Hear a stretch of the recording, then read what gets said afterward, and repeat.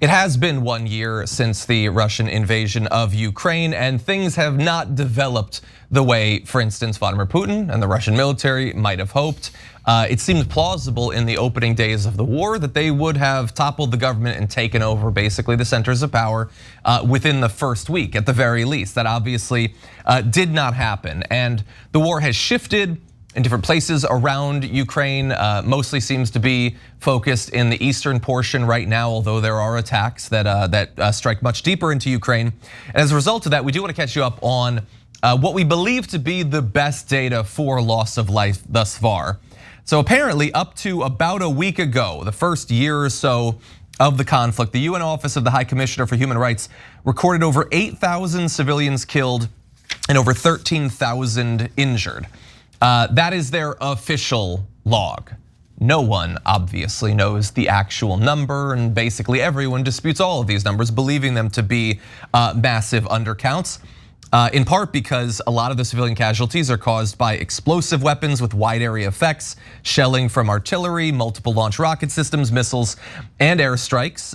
So that makes it difficult to know exactly how many people have died when it comes to civilians, and the fact that there's very good evidence that at least tens of thousands of Ukrainians, particularly the young, have just been carted off to Russia.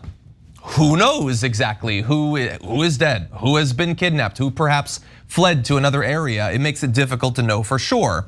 In terms of soldiers though, Western officials have estimated some 100,000 casualties among Ukrainian troops.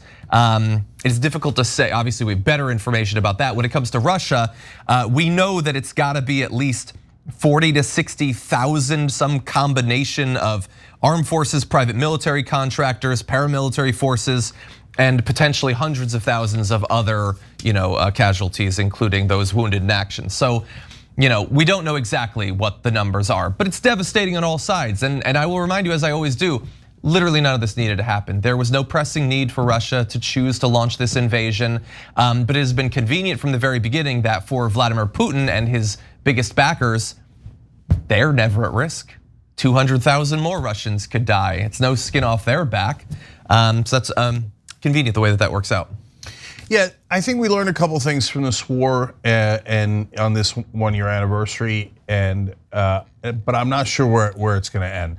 So what did we learn? First of all, the big Russian bear. Oh my God, their military is so amazing. Turns out it's more like a cocaine bear, and they went on a wild rampage and then petered out. And so they've lost tons and tons of soldiers there, as you saw in the numbers.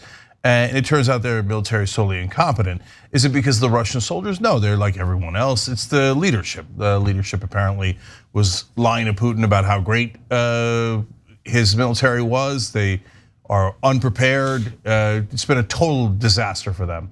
Now, it's been a bigger disaster for the Ukrainians, not in that in how they fought back. They fought back valiantly, heroically, unexpectedly, and they've basically battled the Russians to a stalemate, which is was previously unimaginable.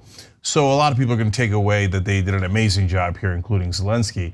But at the end of the day, their country's devastated. It was just John pointed out. Obviously, the number one problem here it was the original invasion, and people keep trying to put blame on Republicans or Democrats or this or that. No, there's one person to blame. It's obvious. It's Vladimir Putin.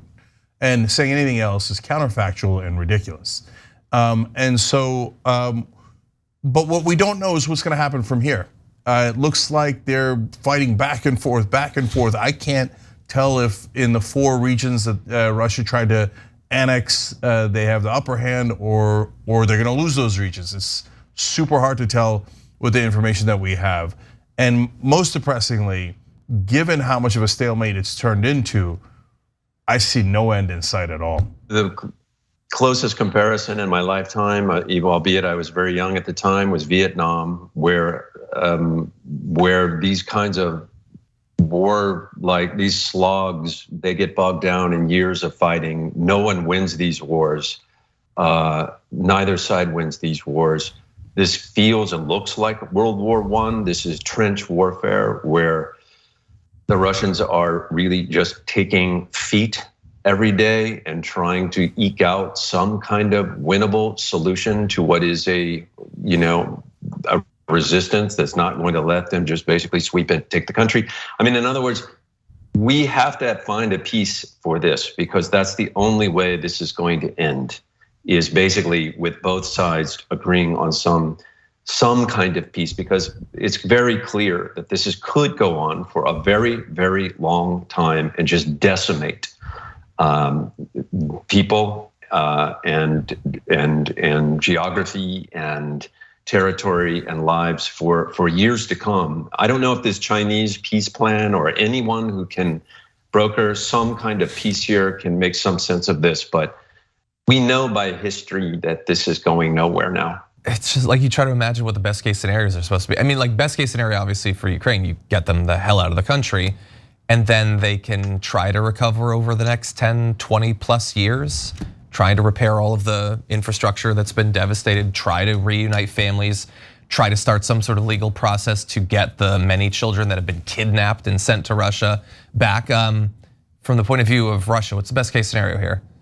You finally are able to kill all of the senior members of the government, and then you get to rule over what used to be Ukraine, whatever's left of its population, whatever you haven't killed at that point, and they'll despise you for the next 500 years.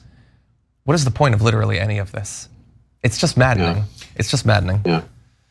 There was a point, but that's the silver lining that I want to end on. So first, more disastrous news. The part of the reason why we're so despondent about the potential for peace is neither side has really budged. They both have listed demands, and none of their demands match each other's. And if you think about it, it's very hard to resolve, because Russia now says, "Oh, I annexed 4 other parts of Ukraine." Ukraine can't give those parts up. Russia can't leave without having them. Otherwise, it's a complete and utter failure that Putin can't stomach and the Russian people can't stomach, which leads to the other point, which is that 82% of Russians still back Vladimir Putin. So every once in a while you'll see in Western press like protests and stuff, and you get just encouraged, oh my God, the Russian people are gonna topple Putin or they're against Putin. No, they're not, no. So he's still very, very popular in Russia, so he hasn't lost any base of support. So he's gonna keep going, Zelensky's gonna keep going. So that's all the bad news. The silver lining is, look, if you're anywhere near a rational world leader, and I know that's a big stretch, most of our world leaders unfortunately appear to be nuts, and they got there by being sociopaths and so hungry for power, and that's why so many of them start so many wars, right? But if you're anywhere near rational now, it looks like territorial conquest has come to an end on this planet. America, got its ass kicked in Vietnam and Iraq and Afghanistan. Russia's now gotten its ass kicked in Afghanistan and Ukraine.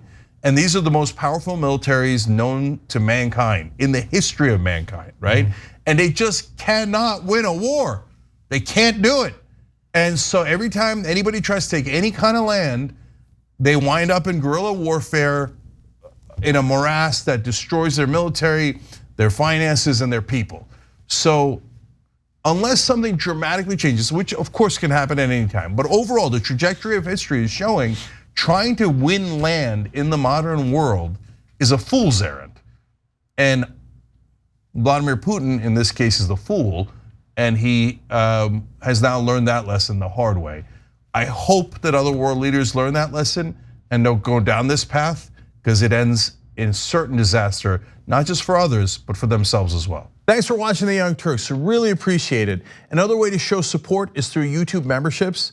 You'll get to interact with us more. There's live chat emojis, badges. You've got emojis of me, Anna, John, JR. So those are super fun. But you also get playback of our exclusive member-only shows and specials right after they air. So all of that, all you gotta do is click that join button right underneath the video. Thank you.